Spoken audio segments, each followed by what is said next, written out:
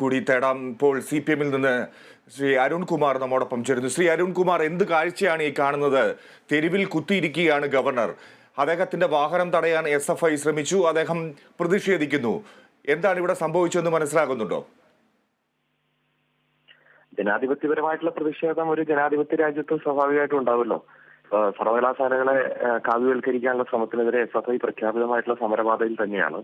ആ സമരം കുറച്ച് നാളായിട്ട് തുടരുകയാണ്. അത് ഗവർണർക്കും ബോധ്യമുള്ളതാണ്. ഇതിനു മുമ്പും സമരം ഉണ്ടായിട്ടുണ്ട്. അപ്പോൾ Z കാറ്റഗറിയുള്ള ഒരാൾ വാഹനത്തിൽ നിന്ന് പുറത്തിറങ്ങി പരസ്യമായിട്ട് പ്രതിഷേധിക്കുന്നതൊക്കെ ഒരു ജനാധിപത്യ സമൂഹത്തിന് യോജിച്ചതാണോ എന്ന് ഗവർണർ തന്നെ പരിശോധിക്കേണ്ടതാണ്. ഇത്തരം പ്രതിഷേധങ്ങളിലൂടെയാണല്ലോ ഇപ്പോൾ സ്വാതന്ത്ര്യ സമരമായാലും അതിനുശേഷം നടത്തിയ ഏറ്റവും ശക്തമായിട്ടുള്ള മാറ്റങ്ങളെല്ലാം ജനാധിപത്യ പ്രക്രിയയിൽ നടക്കുന്ന പ്രതിഷേധ സമരം. ശ്രീ അരുൺകുമാർ, ഈ പ്രതിഷേധങ്ങൾക്ക് നടുവിലൂടെ, കരിങ്കൊടി പ്രതിഷേധങ്ങൾക്ക് നടുവിലൂടെ എല്ലാ കാലവും ഗവർണർ ഇങ്ങനെ തന്നെ കടന്നു പോകണം എന്നാണോ SFI-യും CPM-ഉം ഒക്കെ കരുതുന്നത്? അല്ല, ഇത് ഒരു നയം, ഗവർണർ മുന്നോട്ട് വെച്ചിരിക്കുന്ന ഒരു നയം തിരുത്തുന്നതുമായി ബന്ധപ്പെട്ടുകൊണ്ടാണല്ലോ SFI നടത്തിയിരിക്കുന്ന സമരം.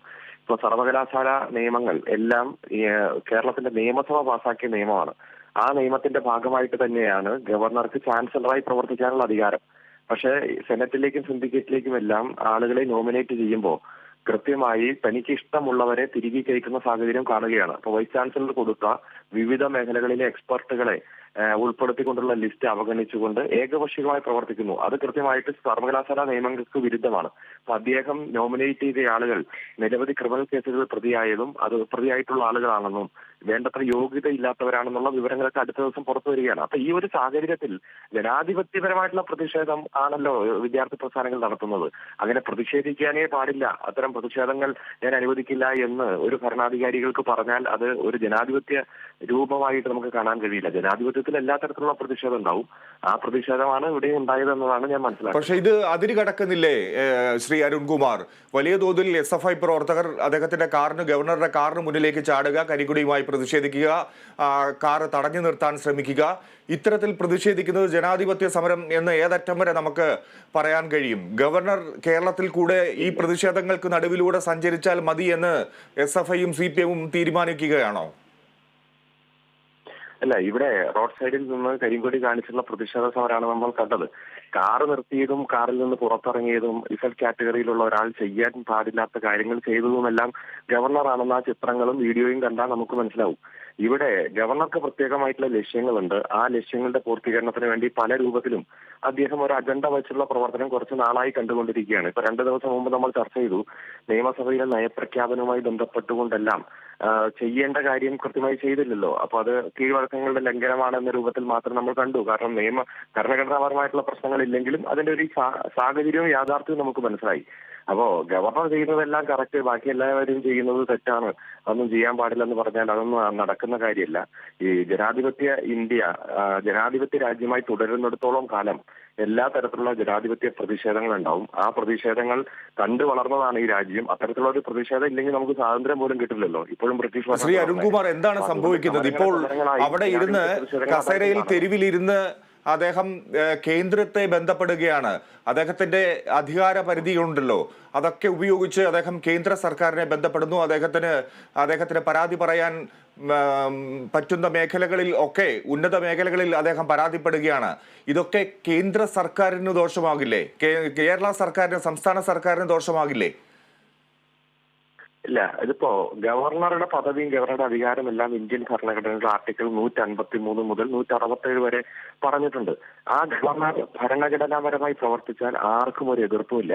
ഏറ്റവും നല്ല രൂപത്തിൽ ഗവർണർമാർ സൗഹാർദ്ദപരമായി അവരുടെ ഭരണ കാലയളവ് പൂർത്തീകരിച്ച നിരവധി സാഹചര്യങ്ങൾ നമ്മൾ കേരളത്തിൽ കണ്ടിട്ടുണ്ട്.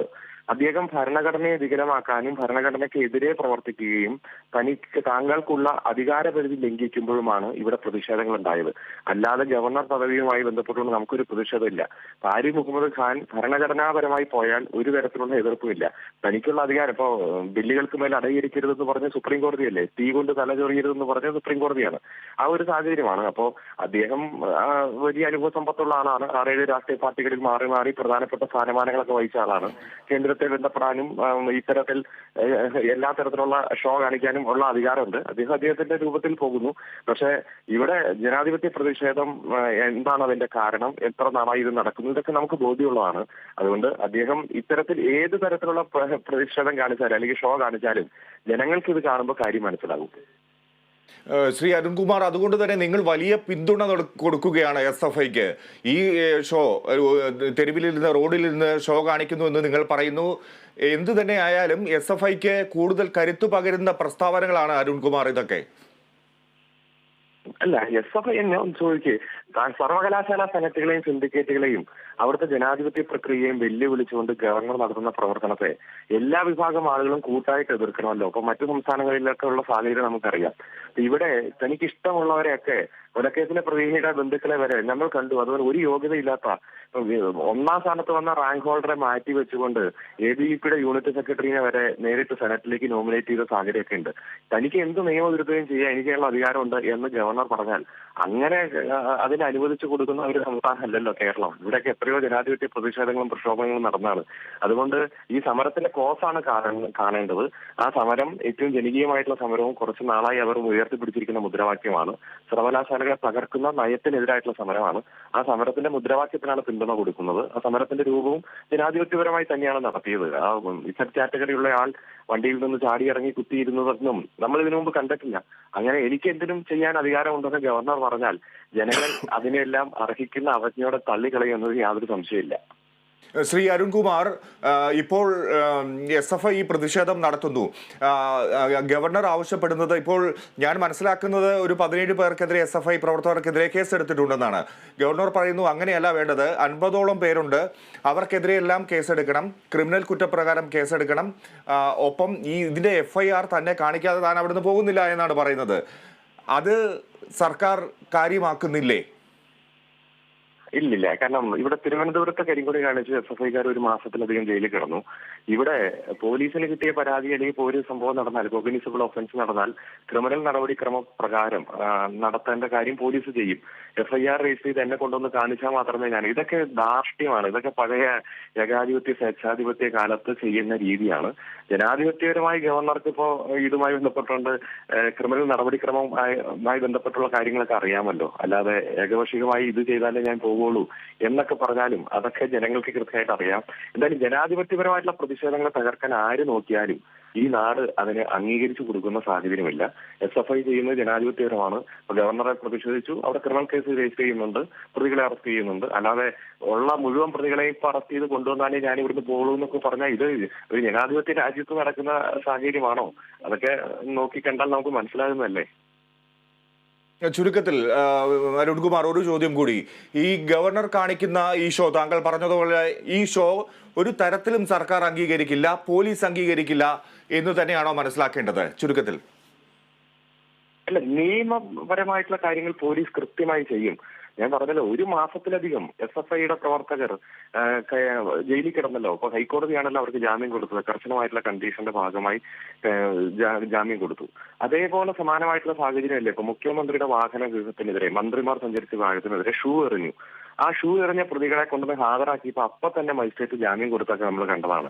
അപ്പൊ പോലീസിന്റേതായിട്ടുള്ള പ്രക്രിയ കൃത്യമായി ചെയ്യുന്നുണ്ട്. അത് ചെയ്തില്ലെങ്കിൽ ചൂണ്ടിക്കാണിക്കാതെ ഇത്ര ഇസഡ് കാറ്റഗറി ഉള്ള ആളുടെ സുരക്ഷാ വീഴ്ചയിൽ പോലീസിന്റെ ഭാഗത്ത് കൂടെ. അപ്പൊ സമരം നടത്താൻ ആ സമരത്തിൽ നടപടി സ്വീകരിക്കുക, പ്രതികളെ അറസ്റ്റ് ചെയ്യുക, ജയിലിൽ കൊണ്ടുപോകുക, ഇതൊക്കെ ആണ്. അതിപ്പോ തന്നെ ചെയ്ത് നിമിഷ നേരം കൊണ്ട് ചെയ്താലേ ഞാൻ ഇവിടുന്ന് മാറുള്ളൂ എന്നൊക്കെ പറയുന്നത് ജനാധിപത്യ രീതിയല്ല. ഗവർണറും ജനാധിപത്യ പ്രക്രിയയിലൂടെ തന്നെ വന്നയാളാണല്ലോ. ഇടയ്ക്കിടയ്ക്ക് ഒരുപാട് രാഷ്ട്രീയ പാർട്ടി മാറി എന്നാലും ജനാധിപത്യത്തെ തള്ളി പറയാനൊന്നും പറ്റില്ല. ഇവിടെ പോലീസിന്റേതായിട്ടുള്ള നിയമ നടപടികൾ സ്വീകരിക്കും. ശക്തമായിട്ട് തന്നെ മുൻകാലങ്ങളിൽ നടപടി സ്വീകരിച്ചിട്ടുണ്ട്. പക്ഷെ അന്ന് വെച്ചിട്ട് സമരങ്ങളെ പാടില്ല എന്ന് പറയാൻ പറ്റില്ലല്ലോ. ഇത് കേരളമാണ്. വലിയ വലിയ സമരങ്ങളിലൂടെ വളർന്നു വന്ന ആളാണ് ആരിഫ് മുഹമ്മദ് ഖാൻ. കേരളത്തെ കുറിച്ച് കുറച്ചുകൂടെ പഠിക്കണം എന്നതാണ് ഇതുമായി ബന്ധപ്പെട്ടുകൊണ്ട് കൂടുതലായി പറയാനുള്ളത്. ശരി, വളരെ നന്ദി ശ്രീ അരുൺകുമാർ. താങ്കളുടെ പ്രതികരണത്തിന് CPM പ്രതിനിധി സംസാരിക്കുകയായിരുന്നു കേരള വിഷൻ ന്യൂസിനോട്.